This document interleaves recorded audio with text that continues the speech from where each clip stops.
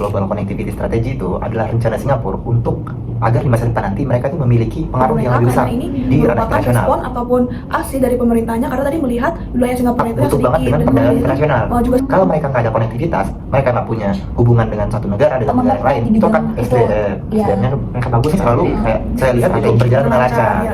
SDM-nya mendukung gitu. Berarti ini berhubungan dengan perspektif hubungan internasional ya?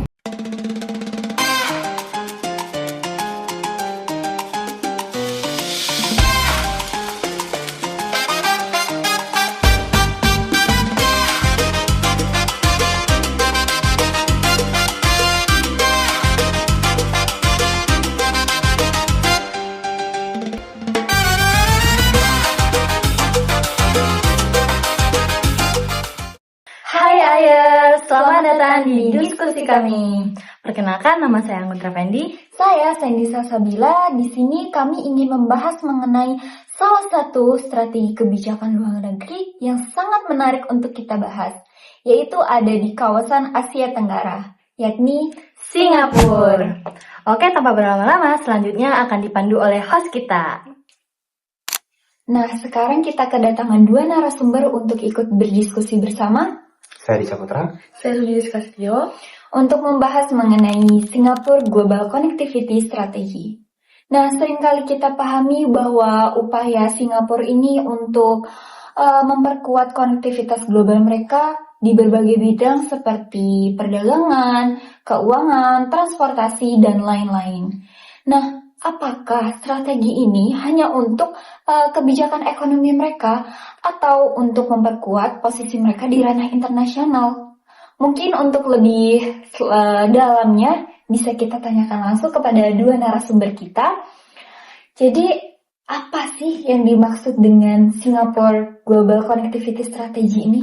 Nih, jadi Singapore Global Connectivity Strategy itu adalah rencana Singapura untuk agar di masa depan nanti mereka itu memiliki pengaruh yang lebih besar di ranah internasional, seperti menjadikan diri mereka itu sebagai penghubung melalui pelabuhan, bandara, dan juga diplomasi yang disebar ke berbagai negara.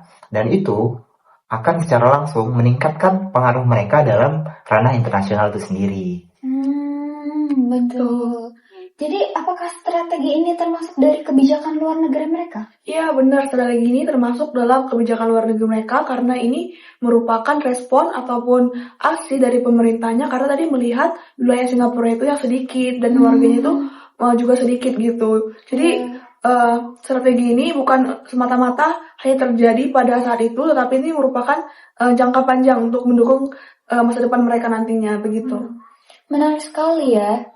Lalu, apa konektivitas bagi mereka, bagi kebijakan luar negeri mereka? Nah, jadi kenapa sih konektivitas ini bagi Singapura itu sangat penting? Nah, seperti yang kita semua tahu, Singapura ini kan adalah negara yang kecil, Iya, memiliki betul. rakyat yang kecil juga. Sedikit lah ya. Sedikit lah. Jadi mereka nih sangat butuh banget dengan perdagangan internasional. Kalau mereka nggak ada konektivitas, mereka nggak punya hubungan dengan satu negara dengan negara yang lain, itu akan menghambat pertumbuhan mereka di masa depan. Jadi dengan adanya konektivitas ini, mereka tuh bisa untuk memiliki sumber daya, menutupi sumber daya kekurangan mereka. Ya. Jadi kayak istilahnya kayak mereka tuh SDA-nya tuh sedikit, makanya mereka tuh memperkuat di bidang itu. SDM-nya mereka bagus kan, jadi kayak strategi ini juga bakal berjalan dengan lancar. Iya. Jadi itu bukan kayak mereka tuh bukan strategi ini bukan untuk mereka bertahan hidup juga, tapi mereka bisa naikin derajat mereka gitu lah di global gitu. Benar-benar banget. Jika demikian, berarti tadi sudah ada pentingnya konektivitas bagi mereka. Tentunya pasti pemerintah Singapura itu memiliki tujuan nggak sih? Tujuan yang secara eksplisit dikomunikasikan melalui strategi ini. Jadi kalau untuk tujuan eksplisit sendiri, Singapura tuh sering banget di pernyataan-pernyataan resmi mereka. Seperti yang memang paling sering itu mereka tuh menunjukkan bahwa mereka tuh ingin memperluas perdagangan internasional mereka dan juga ingin memperkuat kerjasama regional mereka. dengan negara-negara yang berada di sekitar mereka. Karena apa? Ya karena kalau mereka di masa depan nanti kekurangan sesuatu, mereka bisa dan memiliki kerjasama dengan negara-negara sekitar. Agar apa? Agar itu tidak menjadi krisis di negaranya. Jadi negara Singapura ini termasuk negara yang sangat amat liberal ya. Iya, bisa dibilang kayak gitu. Soalnya memang posisi Singapura itu bisa dibilang tahu diri lah ya. Kayak tahu diri emang. Mereka ini kan negara yang kecil dengan populasi yang kecil. Jadi mereka tuh dipaksa menjadi negara yang liberal. Dan kalau memang mereka mau menjadi realis itu akan menjadi bunuh diri saja untuk bagi mereka. Dan juga kalau untuk dari liberalnya Singapura itu sendiri, itu juga didukung dengan sumber daya manusia yang mereka miliki. Jadi setiap rencana yang mereka miliki ini selalu saya lihat itu berjalan dengan lancar. Ya. SDM-nya mendukung gitu. Berarti ini berhubungan dengan perspektif hubungan internasional ya? Iya. Pasti adakah di sini apa sih kayak suatu kepentingan yang perlu diamankan gitu? Ya, tentunya pasti ada ya. Tadi saudara pemerintah melihat nih kalau mereka tuh harus tahu diri seperti yang dikatakan Ade tadi harus tahu diri. Jadi udah melihat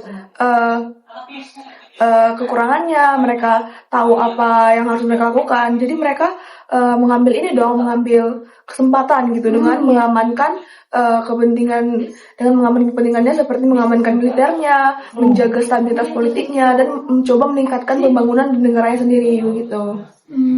Begitu guys.